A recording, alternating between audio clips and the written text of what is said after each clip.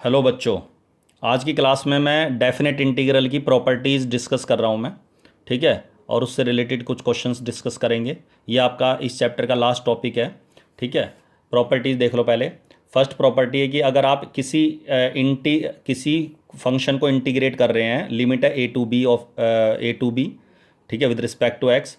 तो इसमें अगर आप वेरिएबल को बदल दें, एक्स जो वेरिएबल है उसको उसकी जगह कोई और वेरिएबल रख दे, टी या यू या वी, कोई भी वेरिएबल, और विद रिस्पेक्ट और लिमिट, दोनों की लिमिट सेम होनी चाहिए। ए बी है तो ए बी, जैसे 1 4 है तो 1 4 यहाँ भी होनी चाहिए लिमिट। और फंक्शन अगर यहाँ साइन एक्स है तो यहाँ साइन टी हो। ठीक है। अगर यहाँ एक्स क्यूब है तो यहाँ टी क्यूब हो। फंक्शन भी सेम होना चाहिए, बस वेरिएबल को चेंज करना है, फंक्शन में भी चेंज नहीं करना। तो इन दोनों की वैल्यू, डेफिनेट इंटीग्रल की जो वैल्यू है वो सेम आएगी। ठीक है, पहली प्रॉपर्टी। दूसरी प्रॉपर्टी है कि अगर ए से बी लिमिट है, उसको अगर मैं बी टू ए लिखता हूँ, मतलब लिमिट्स बदल दी, ए से बी को बी से ए लिख रहा हूँ, तो माइनस का फर्क पड़ जाएगा। ये तो आपको पता ही, लिमिट्स बदलेंगे तो डिफरेंस ऑब्वियस है, नेगेटिव का फर्क आ जाएगा डिफरेंस में। ठीक है। इसी तरह थर्ड प्रॉपर्टी है जी, a to b of f x d x बराबर होता है a to c of f x d x. ये सी जो है एक ऐसी वैल्यू होगी जो ए और बी के बीच में होगी। ए टू सी, अपर लिमिट सी हो जाएगी, लोअर लिमिट अगले वाले की, प्लस में एक और इंटीग्रल आएगा, c to b of f x d x. मतलब जैसे 1 से 3 है, 1 2 3 लिमिट है, तो इसको आप लिख सकते हो 1 से 2 और 2 से 3।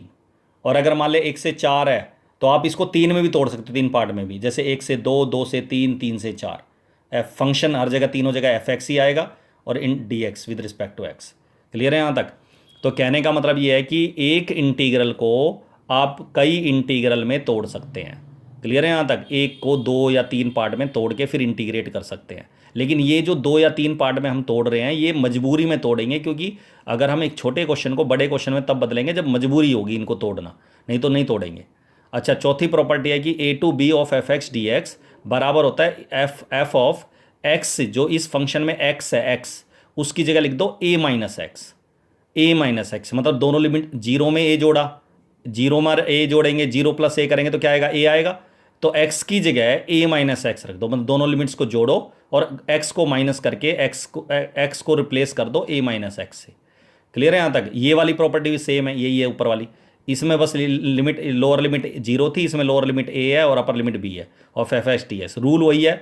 दोनों लिमिट्स को जोड़ो, a में b जोड़ेंगे क्या आएगा? a प्लस बी, और उसमें से दोनों लिमिट्स के सम में से x घटा दो, तो a plus b minus x हो गया। x की जगह a plus b minus x रखता हूँ मैं, तो इसको इंटीग्रेट करके और इसको इंटीग्रेट करके जो वैल्यू आएगी वो बराबर आएगी, दोनों में कोई फर्क नहीं पड़ेगा। और छठी प्रॉपर्टी है, सिक्स प्रॉपर्टी है जी, अगर लिमिट माइनस से प्लस है, याद रखना नेगेटिव से पॉजिटिव लिमिट है, लिमिट सेम होनी चाहिए, -1 से 1, माइनस पाई से पाई, माइनस पाई बाई टू से plus pi by two, F x d x. तो ये डिपेंड करेगा ये फंक्शन ईवन फंक्शन है या ओड फंक्शन है। अगर ये फंक्शन ओड फंक्शन है तो डायरेक्ट आंसर लिख दो 0, सीधा इंटीग्रेट करके दिखाने की, मतलब सीधा आंसर ही 0 आ गया, दिखाने की जरूरत नहीं है। ठीक है। इसी तरह अगर इवन फंक्शन है तो इसे लिखोगे ट्वाइस, इस माइनस ए लिमिट की जगह आ जाएगा 0, 0 to a of f x d x. ठीक है। अब इवन फंक्शन क्या होता है, ओड फंक्शन क्या होता है? अगर x की जगह माइनस एक्स रखने पर माइनस एफ एक्स हो जाए तो इसको ओड फंक्शन बोलते हैं, मतलब माइनस बाहर आ जाए। और अगर x की जगह माइनस एक्स रखने पर फंक्शन में कोई बदलाव ना आए, सेम रहे, तो इवन फंक्शन होता है। ठीक है। सातवीं प्रॉपर्टी है जी, 0 to a of f x d x बराबर होता है 0 to a f x. Limit दोबारा 0 टू ए आई, वही 0 टू ए 0 टू ए, बस इसमें एफ एक्स लिखना होता है और यहाँ लिखना होता है F of 2a minus x. 2a जो इसकी अपर लिमिट है, 2a माइनस एक्स, अगर यहाँ पाई होगा तो पाई माइनस एक्स। लेकिन ये प्रॉपर्टी किसी क्वेश्चन में अप्लाई नहीं करेंगे हम। ठीक है। हम ये इसकी जगह ये वाली नीचे वाली प्रॉपर्टी अप्लाई करेंगे, इसी सेम प्रॉपर्टी है दोनों। तो मतलब इसको और इसका जो नेक्स्ट स्टेप है वो ये है। क्लियर है यहाँ तक? तो 0 to 2a of f x t x ये बराबर होता है 0 अगर f 2a minus x is equal to minus f x आ रहा है। अगर ये माइनस एफ एक्स आ रहा है तो यहाँ माइनस एफ एक्स रख दूंगा, तो ये प्लस एफ एक्स से माइनस एफ एक्स कट के 0 आ जाएगा। और अगर ये सेम आएगा, F of 2a minus x F x के बराबर ही आता है, तो सीधी बात है एफ एक्स दोनों जुड़ के क्या आ जाएगा? Twice of 0 to a f x t x. Limit का आधा हो जाएगा 2a का आधा a, और डबल हो जाएगा 0 to a f x t x. तो ये आपकी टोटल 8 प्रॉपर्टीज़ हैं। इन प्रॉपर्टीज़ को कैसे हम इनको अप्लाई करेंगे क्वेश्चंस के अंदर, वो आपको मैं बता रहा हूँ मैं। इन प्रॉपर्टीज़ में मैं बेसिकली आपको बता दूँ, तीन टाइप के क्वेश्चंस बनते हैं, 3 तरह की प्रॉपर्टी हैं मेन जो लगेंगी। ठीक है। एक थर्ड वाली ब्रेक वाली प्रॉपर्टी, ज़्यादातर ये मॉडुलस वाले मोड वाले क्वेश्चंस में, ग्रेटेस्ट इंटीजर वाले फंक्शंस में, या ऐसे फंक्शन में जिसमें फंक्शन की कई वैल्यू होती है, दो तीन वैल्यू होती हैं, उनमें ये अप्लाई होगी।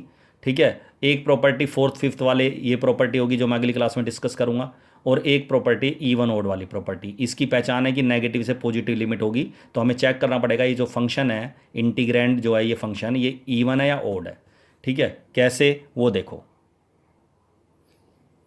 तो इसको देखा जी, मैंने ये प्रॉपर्टी लिख दी, मैंने ओड फंक्शन है इवन फंक्शन मैंने बता ही दिया था। ओड फंक्शन क्या होता है, अगर एक्स की जगह माइनस एक्स रखने पर माइनस एफ एक्स हो गया तो ओड फंक्शन होता है। एक्स की जगह माइनस एक्स रखने पर, एक्स को माइनस एक्स से रिप्लेस करने पर अगर फंक्शन में चेंज ना आए तो वो इवन फंक्शन होता है। फॉर एग्जाम्पल, अगर एफ एक्स बराबर साइन एक्स है, अगर मैं एक्स की जगह माइनस एक्स रखूँ तो साइन माइनस थीटा, एंगल में माइनस एक्स आ जाएगा, sine minus theta minus sine theta होता है।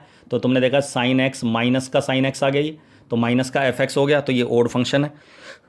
और एफ एक्स बराबर कॉस एक्स है, अगर एग्जाम्पल एक्स की जगह माइनस एक्स रखता हूँ तो एक्स की जगह माइनस एक्स रखेंगे तो cos minus theta cos theta ही होता है, तो ये इवन फंक्शन हो गया। लेकिन ऐसा भी फंक्शन हो सकता है जैसे एफ एक्स बराबर, मान ले कोई फंक्शन है जैसे एफ एक्स बराबर एक्स प्लस टू। कई बार ऐसे भी फंक्शन होते हैं जो ना इवन होते हैं ना ओड होते हैं, जैसे एक्स प्लस टू का मोड है, ये वाला फंक्शन है, एक्स की जगह माइनस एक्स रखोगे आप तो ये हो गया माइनस एक्स प्लस टू। अगर आप माइनस कॉमन भी निकालोगे मोड के अंदर से तो एक्स माइनस टू, और एक्स माइनस माइनस का मोड क्या होता है, प्लस, प्लस के मोड के बराबर। तो आपने देखा इस फंक्शन में बदलाव आ गया, तो ये वाला फंक्शन ना इवन फंक्शन है ना ओड फंक्शन है ये। ठीक है, तो जहाँ फंक्शन की शक्ल ही बदल जाए, चेंज हो जाए फंक्शन बिल्कुल, ना वो इवन फंक्शन होता है ना ओड फंक्शन होता है। अब जैसे क्वेश्चन है फर्स्ट का 18 देखो, इंटीग्रेट करना -1 से 1 लिमिट है और साइन की पावर 5 है इंटू कॉस की पावर 4 है dx है। अब इसको इंटीग्रेट करना है तो साफ दिख रहा है नेगेटिव से पॉजिटिव लिमिट है, तो ये या तो और इवन फंक्शन होगा या ओड फंक्शन, इवन फंक्शन होगा या ओड फंक्शन होगा। एक्स की इसको एफ एक्स लेट करो, सबसे पहले स्टार्ट है ऐसे करते हैं, एफ एक्स लेट करा, इसको इंटीग्रैंड को लिख दिया एफ एक्स बराबर dx नहीं लिखते यहाँ, एक्स की जगह माइनस एक्स रखा, एक्स की जगह माइनस एक्स रखा तो एक्स की जगह माइनस एक्स यहाँ भी आ गया, यहाँ आ गया।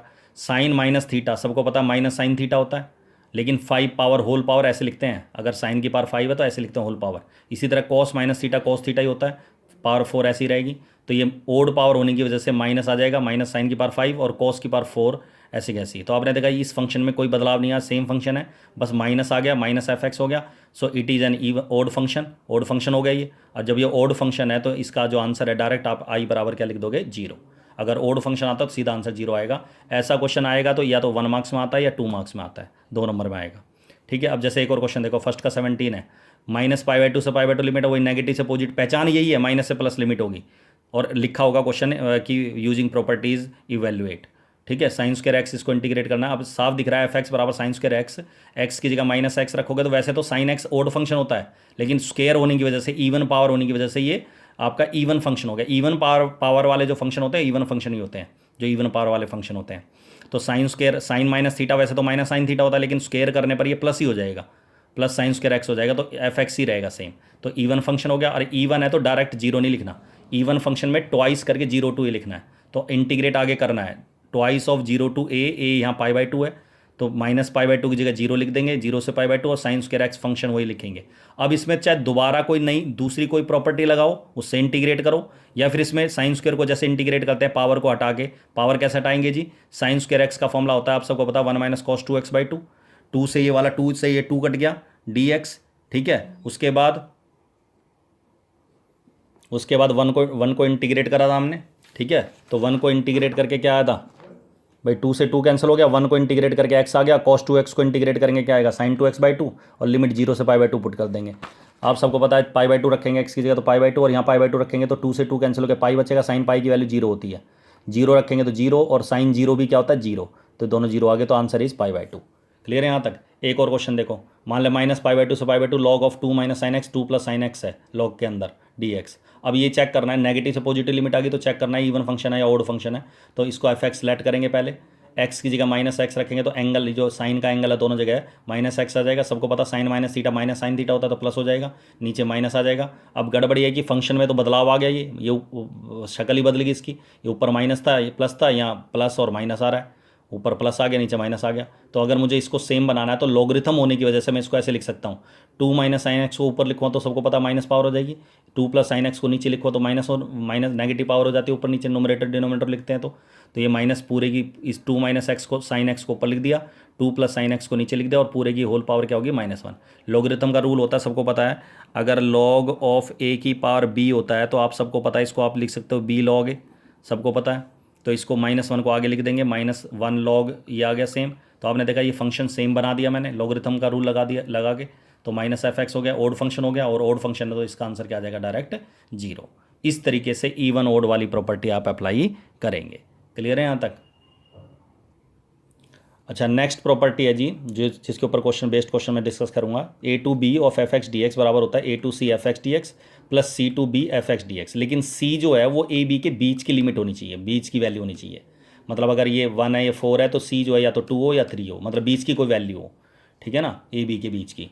अब ये क्वेश्चन, ये प्रॉपर्टी कब लगेगी? ये मजबूरी में लगेगी। ये उन क्वेश्चनों में लगती है जिसमें मुझे फंक्शन की, जो फंक्शन होगा इंटीग्रैंड होगा, उसकी कई वैल्यू होती हैं। जैसे मॉडुलस फंक्शन है, ग्रेटेस्ट इंटीजर फंक्शन है, या फंक्शन की कई, तुमने देखा होगा कई f(x) बराबर कई वैल्यू होती हैं, 2-3 वैल्यू होती हैं। कॉन्टिन्यूटी वाले टॉपिक में आपने पढ़ा हुआ है, ठीक है। अब इसमें मोड -5 to 5 है, x+2 dx है, इसको इंटीग्रेट करना है। तो इसमें ये प्रॉपर्टी लगेगी, क्यों लगेगी और कब लगेगी? सबसे पहला स्टेप है इसका क्रिटिकल पॉइंट बताओ इस मोड फंक्शन। अच्छा, ये एक बोला सर ये -5 से 5 है तो ये तो इवन ओड वाली प्रॉपर्टी होगी। अभी मैंने डिस्कस भी किया था, ये फंक्शन ना तो इवन फंक्शन है ना ओड फंक्शन है। क्यों?